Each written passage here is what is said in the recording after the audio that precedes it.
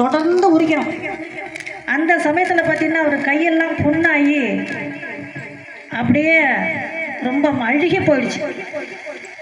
அதே சமயத்தில் இவருக்கு மாட்டுக்கு பதிலாக அந்த செக்கில் இவரை பூட்டி இழுக்க வச்சாங்க. ஆனால் இத்தனைக்கும் அவர் மிகப்பெரிய ஒரு செல்வந்தர். அவருக்காகவே அவங்க அப்பா வந்து ஒரு ஆங்கில பள்ளியை உருவாக்கி கொடுத்தார். நிறைய கப்பல் விட்டவர் அவர், தூத்துக்குடியில் கப்பல் விட்டவர். இது மாதிரி நிறைய விஷயங்கள் அப்படி இருந்தும் கூட அவர் எதுக்காக அந்த நாட்டுக்காக வந்து உழைக்கணும், கஷ்டப்படணும் யோசிச்சு பாருங்க.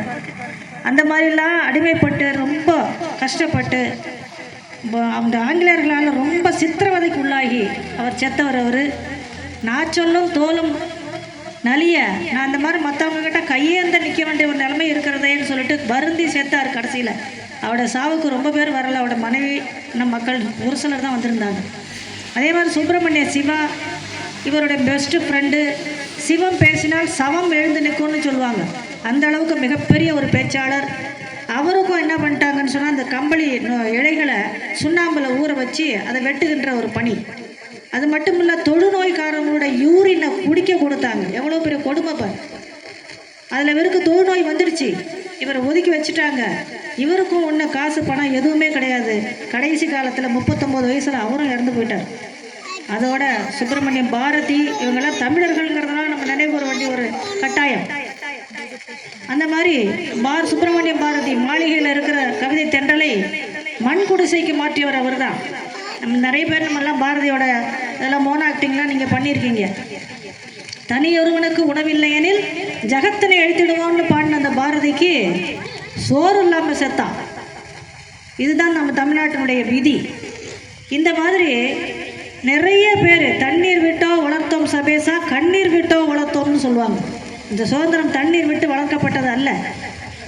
இந்த சுதந்திர நாட்டில் நம்மளோட சுதந்திரங்கள் யாரால நமக்கு இப்படி கிடைச்சது, இதை நம்ம எப்படி மிஸ்யூஸ் பண்ணிக்கிட்டு இருக்கோம் அப்படிங்கிறத ஒவ்வொரு மாணவரும் எல்லாருமே உணரலாம்.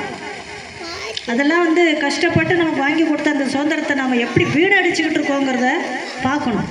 எத்தனையோ துறைகளில் இந்தியா நிறைய முன்னேறிட்டு இருக்கு, இல்லைன்னு சொல்லலை. ஆனால் சரிக்கு சமமாக சீரழிவுகளும் நிறைய இருக்குது. இதெல்லாம் இந்த வேலையில் நம்ம நினைவு கூற வேண்டிய ஒரு சூழ்நிலை.